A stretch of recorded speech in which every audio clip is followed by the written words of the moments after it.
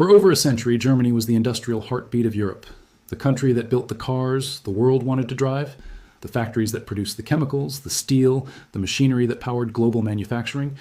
Germany wasn't just Europe's largest economy. It was the engine that made the entire European project possible.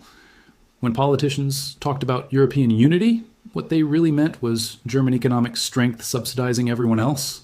Germany was the one country in the Eurozone that made the numbers work, the one economy productive enough, disciplined enough, and competitive enough to carry the weight of Southern Europe's debts while still growing.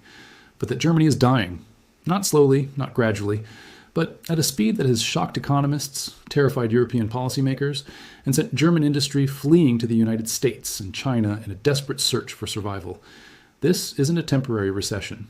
This isn't a cyclical downturn. This is structural collapse, the dismantling of the industrial base that made Germany powerful.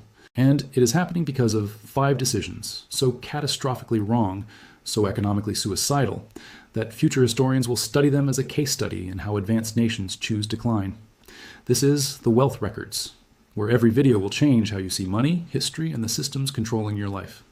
If this is your first time here, hit subscribe and turn on notifications, because what's happening to Germany right now is a warning for every advanced economy on Earth.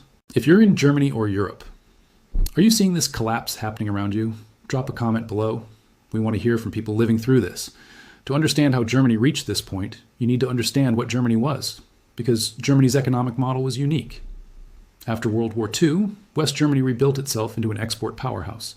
It specialized in high-quality manufacturing, cars, machinery, chemicals, precision instruments, things the world needed and was willing to pay premium prices for. The German economic model had 3 pillars. First, a highly skilled industrial workforce. Germans didn't just work in factories. They trained for years in apprenticeship programs that produced the best machinists, engineers, and technicians in the world. Second, cheap and reliable energy. Germany imported Russian natural gas at prices far below what the rest of the world paid. That cheap energy powered energy-intensive industries like chemicals, steel, and manufacturing. Third, a stable currency that, before the euro, could be devalued when necessary to keep exports competitive. This model worked for decades.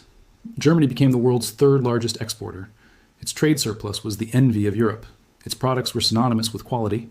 Volkswagen, BMW, Mercedes, Siemens, BASF, Bosch. These were not just companies, they were symbols of German industrial strength. But over the last 15 years, all 3 pillars have been systematically destroyed. Not by external enemies, not by natural disasters, not by technological disruption, but by Germany's own government, through 5 decisions that have crippled the German economy and set it on a path toward irreversible decline. Fatal mistake. Number 1. The energy suicide. Germany's first and most catastrophic mistake was its decision to commit energy suicide, and it began with the best of intentions.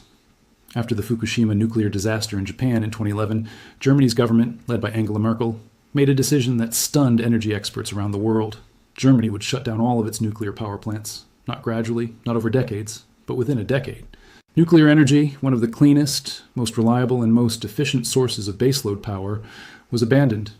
Germany would replace it with renewable energy, wind and solar. It sounded progressive, it sounded moral. It was economically insane, because wind and solar are intermittent. The sun doesn't always shine, the wind doesn't always blow. And Germany's industrial economy, one of the most energy-intensive in the world, cannot run on intermittent power. Factories need electricity 24 hours a day, 7 days a week, 365 days a year. Chemical plants cannot shut down when the wind stops. Steel production cannot pause when clouds cover the solar panels. Germany needed a backup, and that backup was Russian natural gas. By 2021, Germany was importing over 55% of its natural gas from Russia. Russian gas was cheap, it was reliable, and it flowed through pipelines directly into German industry. BASF, the world's largest chemical company, built its entire operations around access to cheap Russian gas. Every major German factory depended on it. The German economy had become a Russian gas economy. And then came the war in Ukraine. When Russia invaded Ukraine in February 2022, Europe faced a choice: continue importing Russian gas and indirectly fund the war, or cut off Russian energy and cripple European industry. Germany chose the latter. Russian gas supplies were sanctioned, Nord Stream pipelines were destroyed, and Germany's energy prices exploded. Natural gas prices in Germany rose to 5 to 10 times higher than prices in the United States. Electricity costs soared, and German industry, built on the foundation of cheap energy, became uncompetitive overnight. BASF, which had operated in Germany for over 150 years, announced it was cutting production in Germany and relocating operations to China and the United States. Why? Because energy costs in Germany were higher than the entire value of the products they were producing. It was cheaper to shut down German factories and move production to countries with affordable energy. The same story repeated across German industry: steel, fertilizers, chemicals, glass, cement. Every energy-intensive sector faced the same brutal math. Produce in Germany at a loss, or leave, and they left. Germany is now experiencing the fastest deindustrialization of any major economy since the collapse of the Soviet Union, and it was entirely self-inflicted. The decision to shut down nuclear power and become dependent on Russian gas was not forced on Germany. It was a choice driven by ideology, political pressure from the Green Party, and a refusal to accept the trade-offs that every energy policy requires. And German workers, German families, and the entire European economy are now paying the price. Fatal mistake number 2, the regulatory suffocation. Germany's second fatal mistake is regulatory suffocation. Over the past 2 decades, Germany has layered regulation upon regulation, making it nearly impossible to build anything, hire anyone, or operate a business without navigating a bureaucratic labyrinth that rivals anything the Soviet Union ever created. Want to build a factory in Germany? You will wait years for environmental permits. You will face challenges from Green Party activists. You will be required to conduct impact studies, submit to reviews, and satisfy regulatory requirements so extensive that most companies simply give up.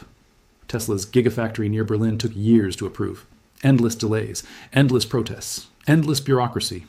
And Tesla is one of the most politically favored companies in the world.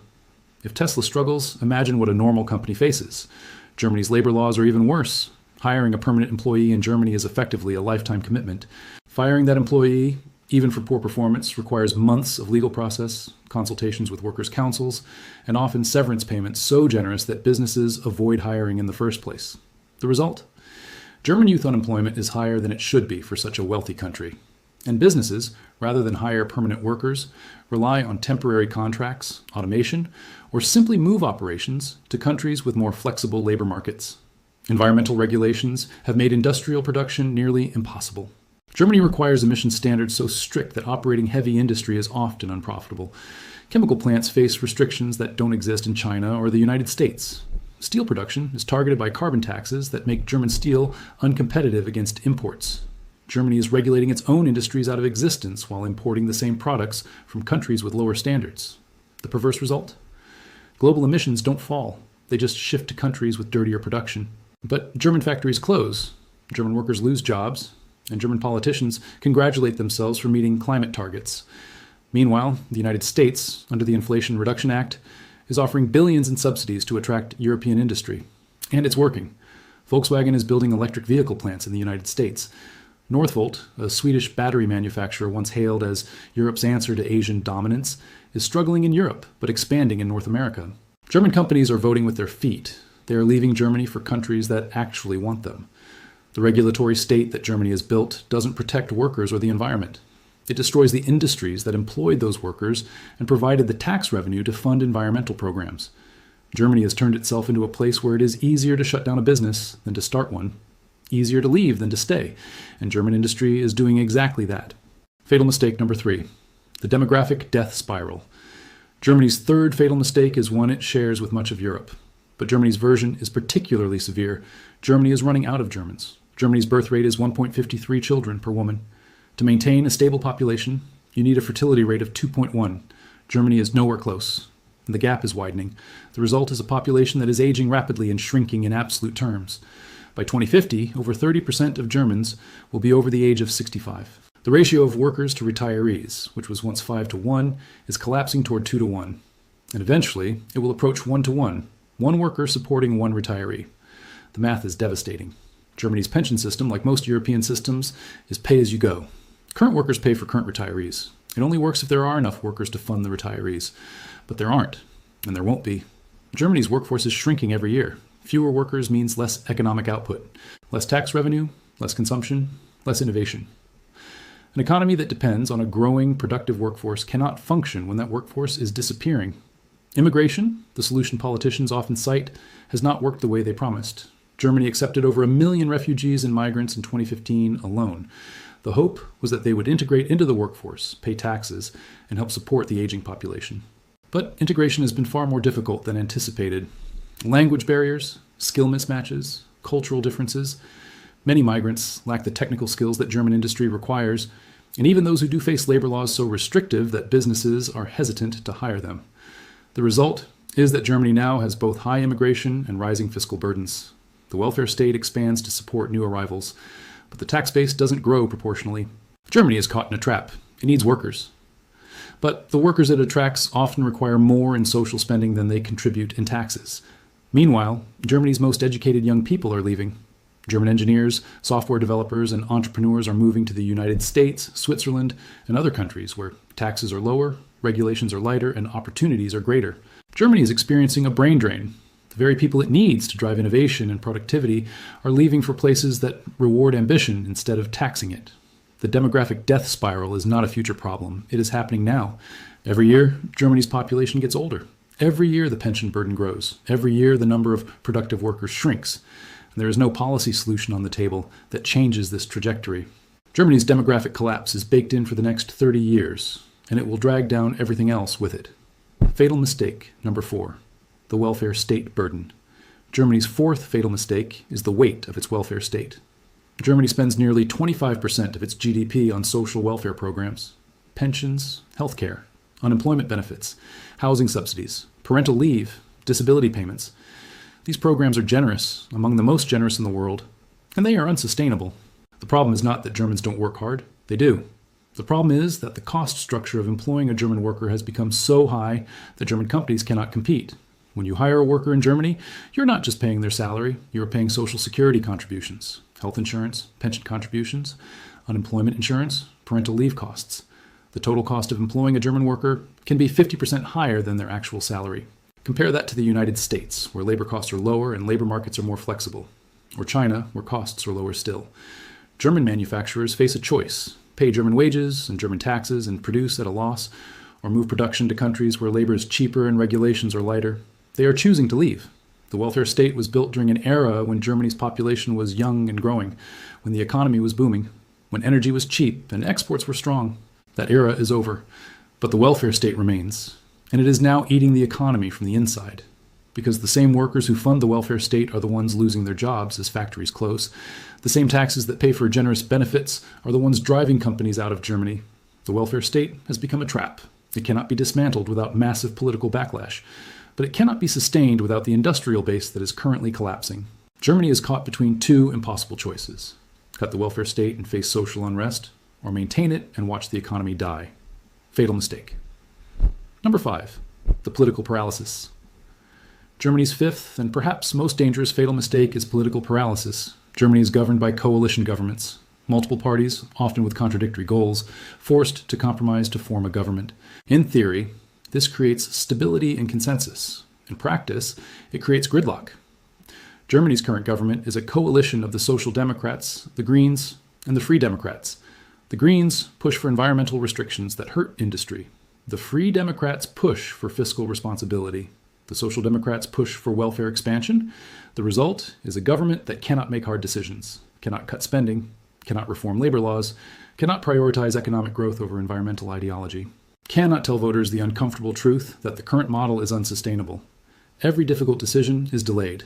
Every reform is watered down. Every crisis is met with temporary fixes rather than structural solutions. Meanwhile, the problems compound. Energy costs keep rising. Industry keeps leaving. The population keeps aging. The deficit keeps growing, and the political system remains locked in paralysis, incapable of the decisive action required to reverse the decline. Germany needs to choose. Does it want to remain an industrial power, or does it want to be a green utopia? Does it want to compete with the United States and China, or does it want to regulate itself into irrelevance? The current answer is that Germany wants both, and the result of trying to have both is that it is achieving neither. So here's the brutal truth about Germany. The Germany that rebuilt itself from the ashes of World War II. The Germany that became the industrial engine of Europe. The Germany that represented discipline, efficiency, and quality. That Germany is dying, killed by energy policy that prioritized ideology over reality, killed by regulations that make production impossible, killed by demographics that cannot be reversed, killed by a welfare state that cannot be funded, and killed by a political system too paralyzed to choose survival over comfort. This is not a temporary downturn. This is not a recession that will pass. This is the dismantling of the industrial base that made Germany powerful. And once that base is gone, it will not come back. Because factories that move to the United States or China do not return. Workers who emigrate do not come back. Industries that collapse do not rebuild themselves. Germany had choices. It chose badly. And the consequences of those choices are now irreversible. The rest of Europe should be terrified. Because if Germany, the strongest economy in Europe, cannot make this model work, what hope do France, Italy, or Spain have? Germany was the one country that could carry the euro, the one economy that could sustain the welfare state, the one industrial